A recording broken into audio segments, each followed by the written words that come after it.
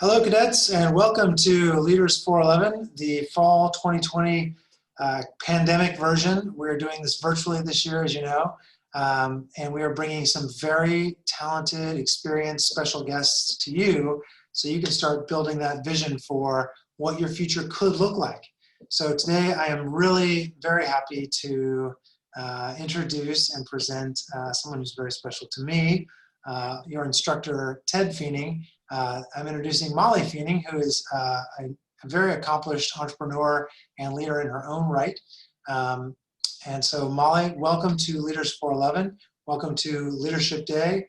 And you've been a speaker in the past. Please introduce yourself to these cadets, give a little bit of background, where you come from, education and work experience, and then we'll talk about what you're working on right now. So please welcome and let us know a little bit about yourself.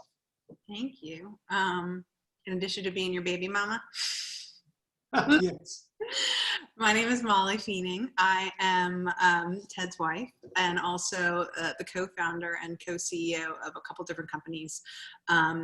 My main gig right now is a company called Red Clay Hot Sauce, which is a Charleston-based hot sauce and hot honey brand. And then for the past 10 years, I have been co-CEO and co-founder of Babiators sunglasses. And we have built and scaled that business to about, sold about kind of 4 million pairs over the life of the company, grossing around 6 million in revenue annually, and retail in 45 different countries around the world. And so really sort of my expertise has become consumer product goods and creating products to find that right tribe and consumer who connects with the brand and what we're making. And prior to that, I was in commercial real estate, and prior to that, the world of sort of technology and international security with IBM and a think tank in DC called the Center for Strategic International Studies, and another think tank at Harvard called the Berkman Center. And in college at Harvard, I studied electrical engineering, computer science. So was in tech, learned a lot about kind of that world, loved it. And then when Ted and I re-met and I kind of joined as a military family, when we got engaged, I knew at that point, in order to work, I would be an entrepreneur, since you rotate so often to different bases and jobs in service. You really need to have jobs that kind of either you take with you or can plug and play into any community. And for me, I've loved becoming an entrepreneur and building my own companies and being my own boss. So when you started out as a senior in college, you were not preparing to be an entrepreneur necessarily. What was your mentality when you took your first couple of jobs out of college? And when you think about these cadets who are 22-ish years old as seniors in college, they're thinking about taking that first step. Obviously, a third of them going to the military, 2/3 going to other fields. What advice can you offer them as they think about taking those first steps and start building the vision for their life 10 and 20 years down the road? Well, for me, I think the first, and this is sort of post-college jobs, is that right? Sure. You know, I think if you think about a generation ago, when our parents or grandparents 2 generations ago thought about career, it was very much a multi-decade commitment, right? So you think about someone joining IBM as an example. Back when IBM, my grandfather or father might have joined IBM, or mother or grandmother, they signed up at 22 and then they retired at 60. And you climbed that corporate ladder. And I think today's climate and career world, specifically in the context of COVID, and this sort of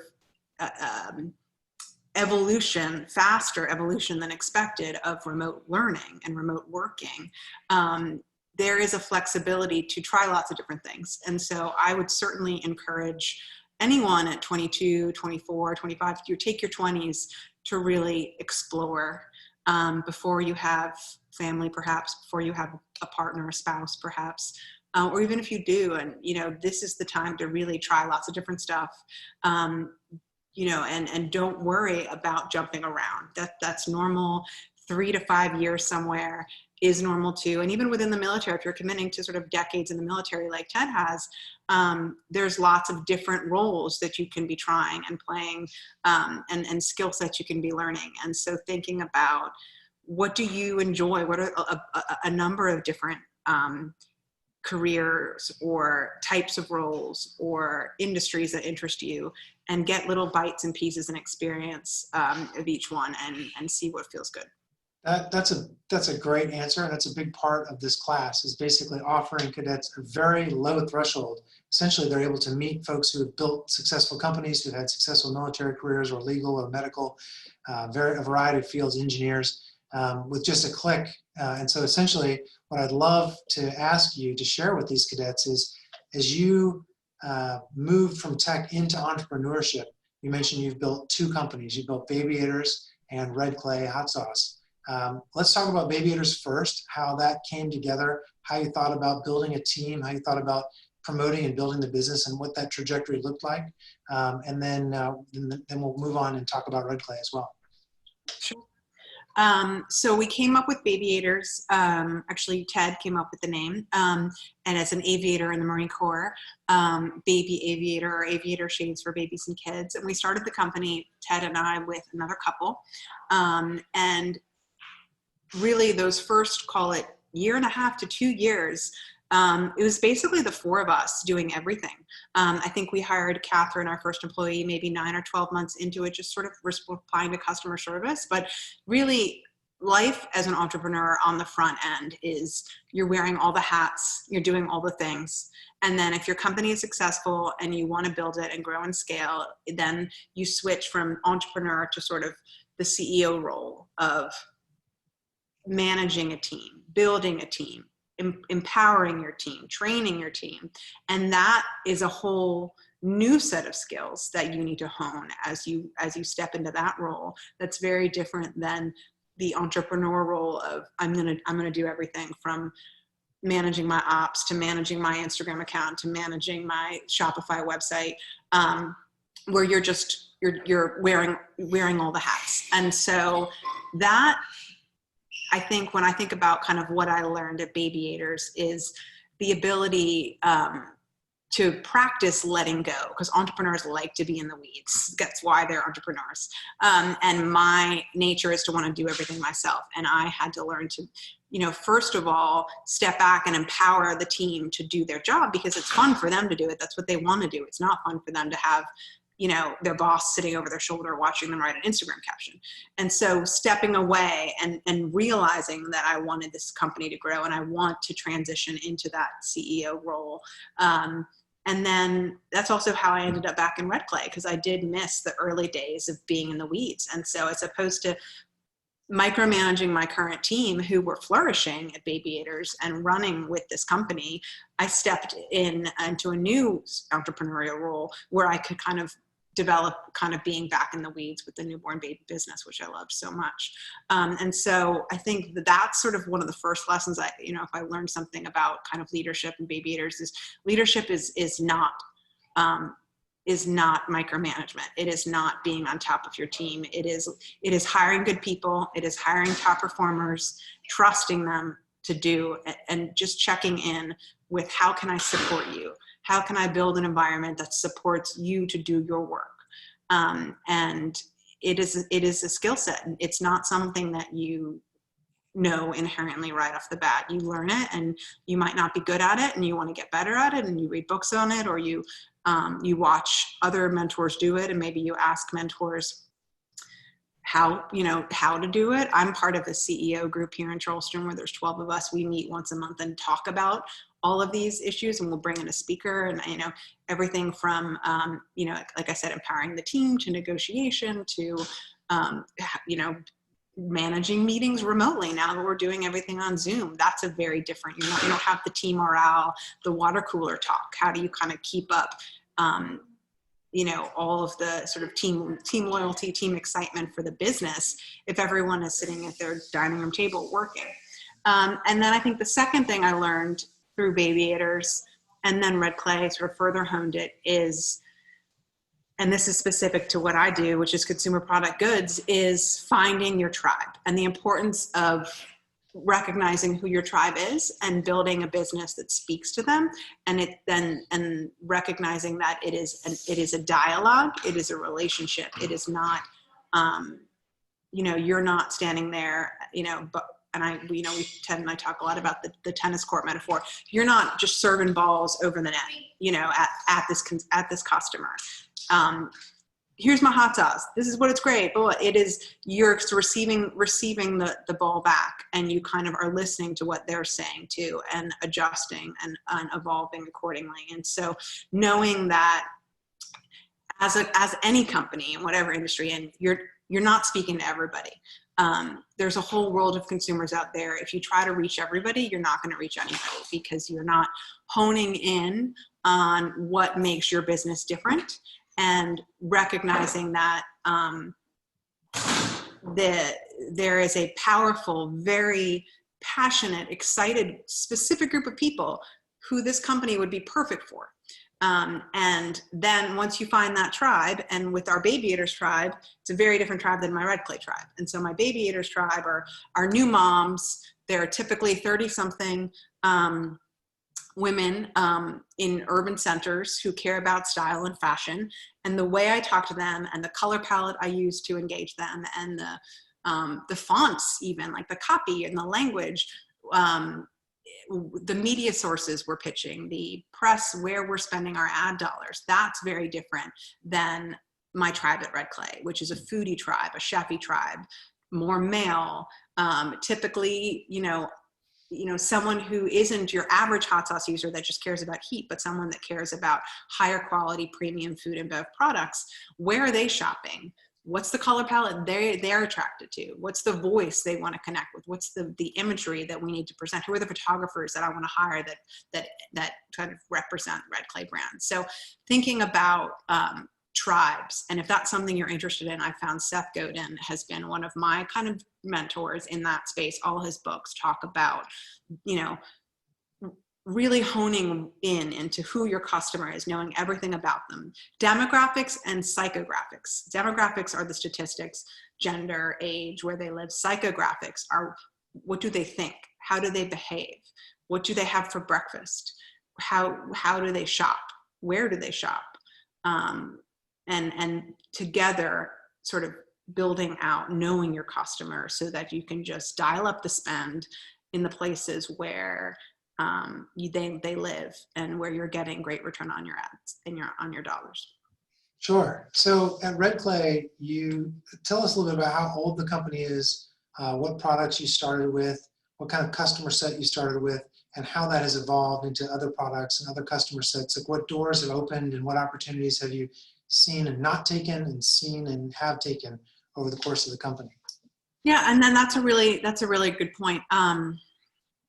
And I think in both businesses, with Red Clay, we started in 2014, and it's mainly because we were at an oyster bar, and I tried the sauce and loved the sauce, and Ted and I invested just because we loved this product, and we were silent money investors for a while, for 4 years. And then I was reading about Sir Kensington's ketchup, and how it was, how it really disrupted the ketchup space, which was a duopoly with Heinz and Hunt's, which with this beautiful, branded, thoughtfully crafted, high quality ingredients, millennial consumer ketchup. And it sold to Unilever for something like $140 million. And I thought, Red Clay is in hot sauce what Sir Kensington is in ketchup, which is digital savvy, millennial consumer, highest quality ingredients we can source. The way we make it is very different than everyone else in the space. And it got me excited to sort of tell that story and grow Red Clay. So I stepped in as CEO in 2018, took a little more ownership, and rebranded the company, new website, new labeling, speaking to kind of that newer consumer. And that's what I mentioned before about kind of how you present yourself attracts your tribe. And making sure our website and our labeling reflected who our consumer is, and helps us connect to them. And so, part of, we have 4 sauces and 3 hot honeys. And the way that we came out with red clay, and same with Babiators, the way we expanded into new age ranges in Babiators as we grew, was really about kind of listening to customer feedback. And I think, if I had to say, and I get asked this question a lot, if I have to say what's the one thing that makes a small business person or a small business company successful, is recognizing it's a marathon, not a sprint. And it is a million individual decisions. There's not one big decision that makes or breaks your company.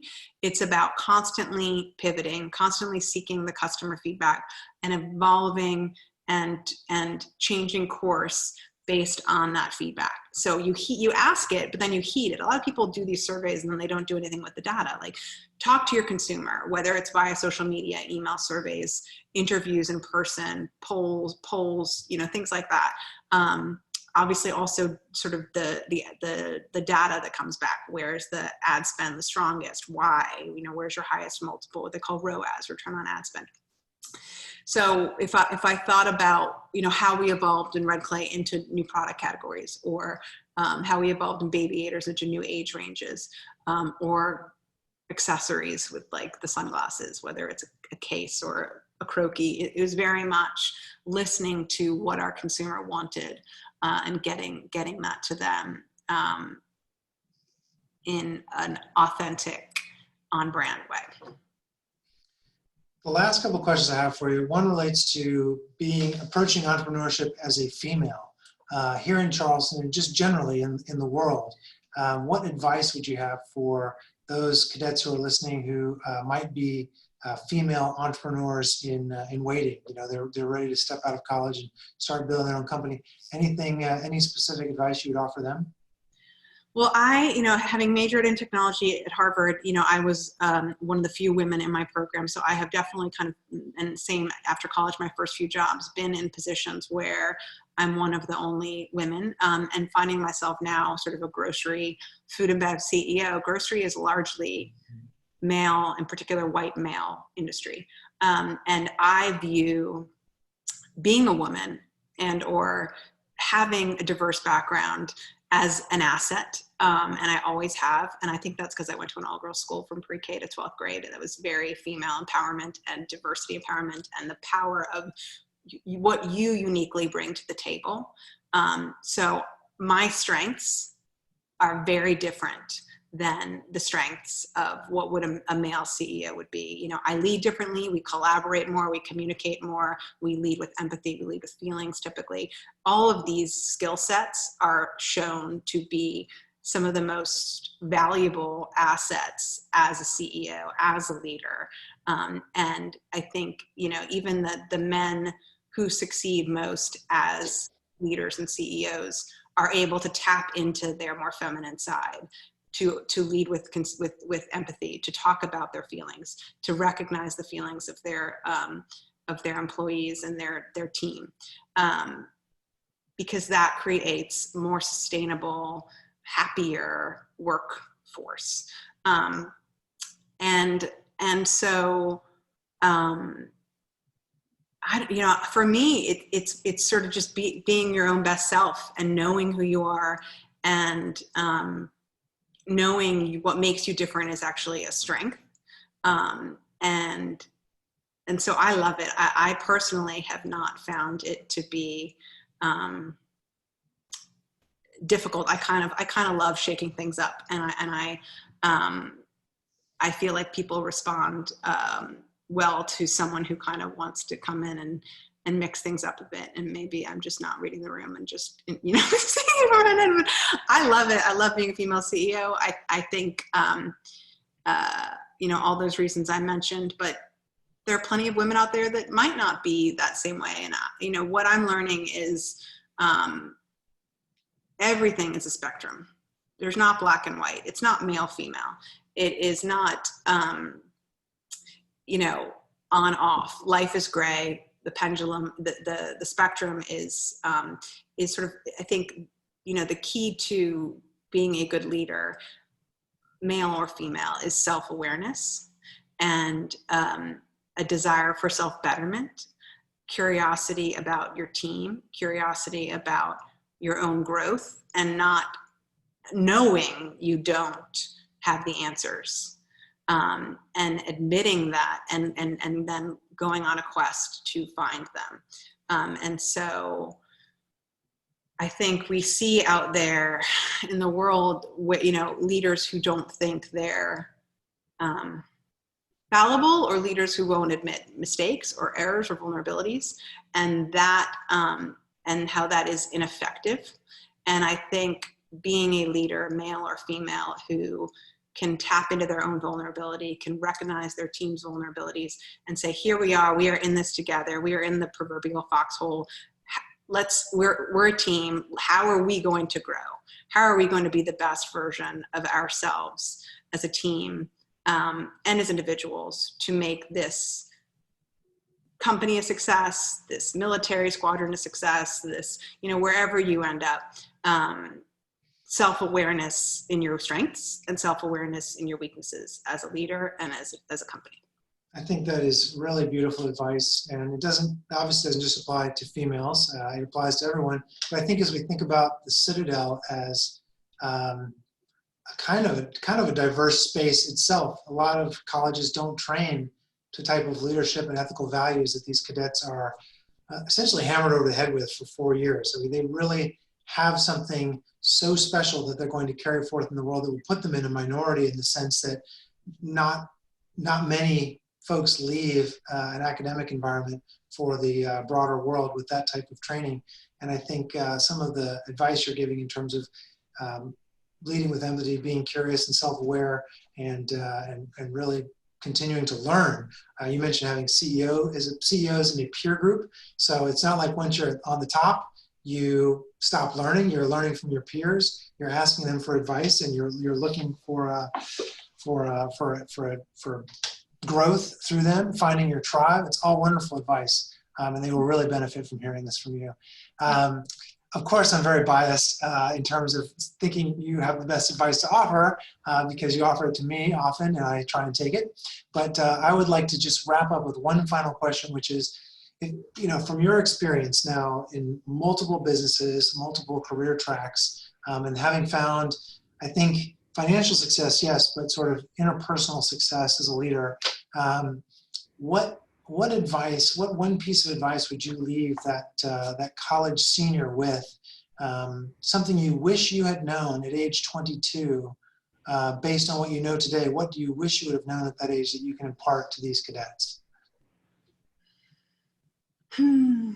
Wow. I feel a couple things come to mind, and just on the point about the vulnerability in leadership. I think there's a great book, if that's a topic you're interested in, called Dare to Lead by Brene Brown. It talks about honing that skill set. So I would look into that book if that's something a cadet is interested in. And then in terms of a piece of advice, I would say 2 or 3 things. Number one, and this comes back to the small business entrepreneurship, building a company is a marathon, not a sprint. There's not one decision that makes or breaks you. It's an ability to kind of constantly tweak and pivot and grow and change. Same thing about life, right? Life is a marathon, not a sprint. There is no one decision you're going to make that's going to make or break your life, your success, your well-being, your happiness.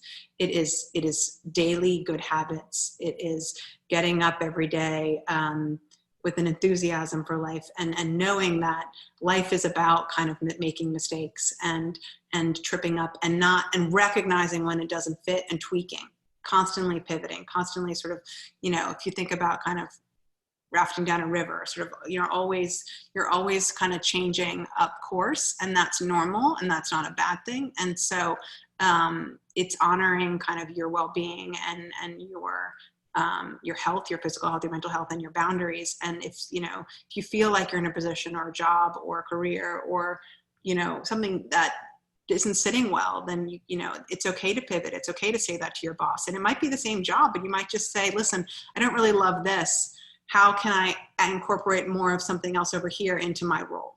Or, you know, how can you take what you're currently doing and kind of evolve it to make it feel more like you? Now, granted, no job is perfect. No, everything has really fun stuff and grunt work, and accepting that, the yin and the yang, and just because there's one aspect of your job that's a little boring or you don't like, or, you know, that's life. There's plenty of stuff I do as CEO that I don't like. I have to relabel 200 bottles of hot honey right here next to me after this call.